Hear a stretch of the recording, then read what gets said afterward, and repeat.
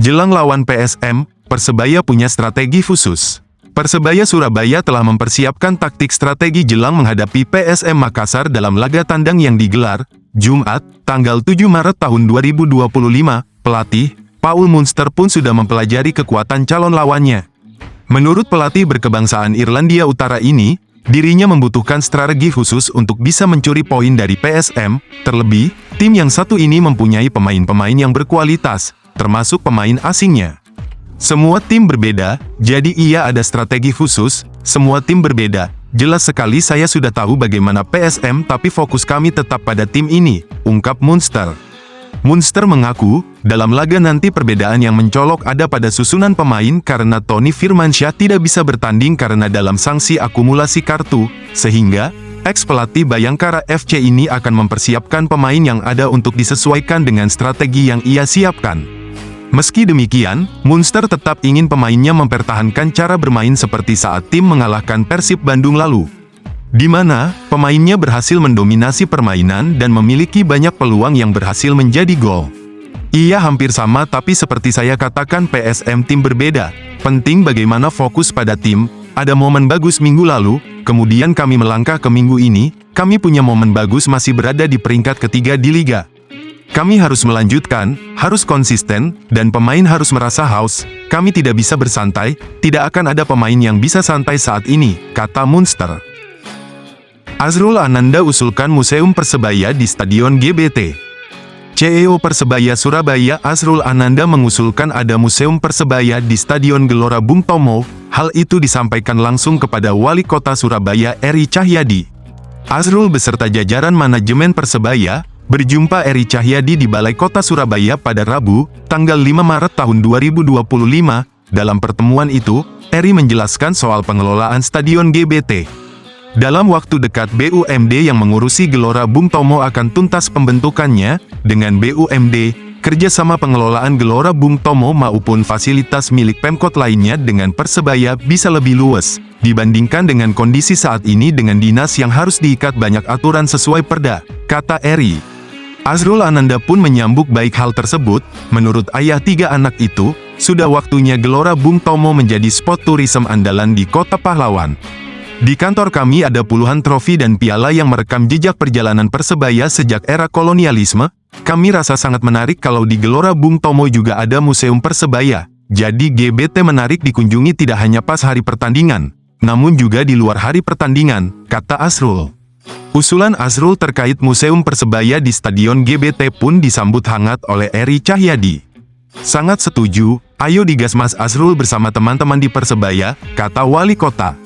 Wali Kota dan Azrul sepakat bahwa Persebaya sebagai ikon kota Surabaya harus menjadi salah satu napas dalam perjalanan Kota Pahlawan menuju kota yang lebih maju. Bongkar potensi transfer Persebaya Surabaya, siap bajak bintang Arema FC di Liga 1 musim depan. Persebaya Surabaya mulai bergerak menyusun kekuatan untuk musim depan, nama-nama baru mulai beredar di sosial media, terutama untuk mengisi slot pemain asing di lini tengah. Gilson Costa disebut-sebut bakal segera dilepas Persebaya Surabaya, performa buruknya menjadi alasan utama, di mana ia belum menyumbang gol atau assist dalam 22 pertandingan.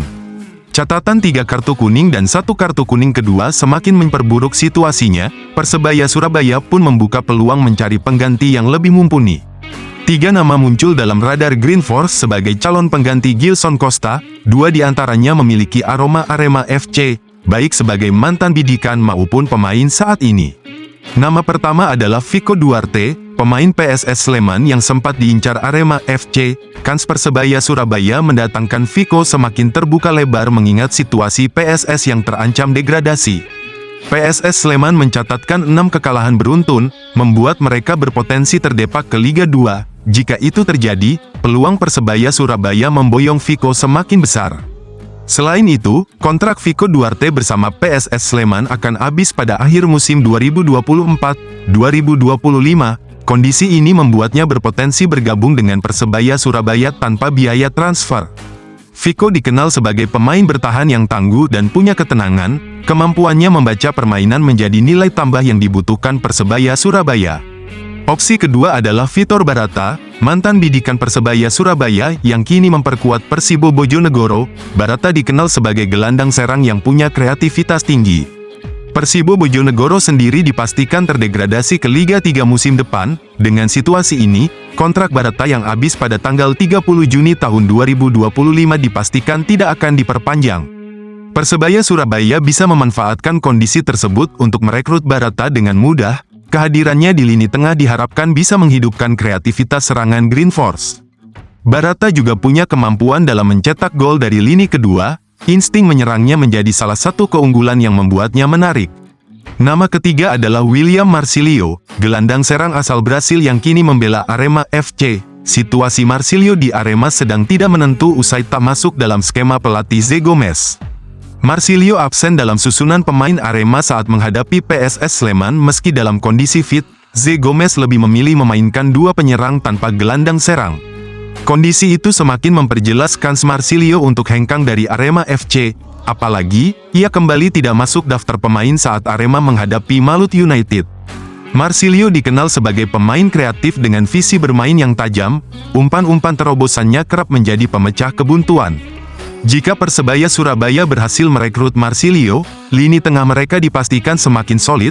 Kombinasi Marsilio dengan Mohamed Rashid dan Francisco Rivera bisa menjadi kekuatan menakutkan.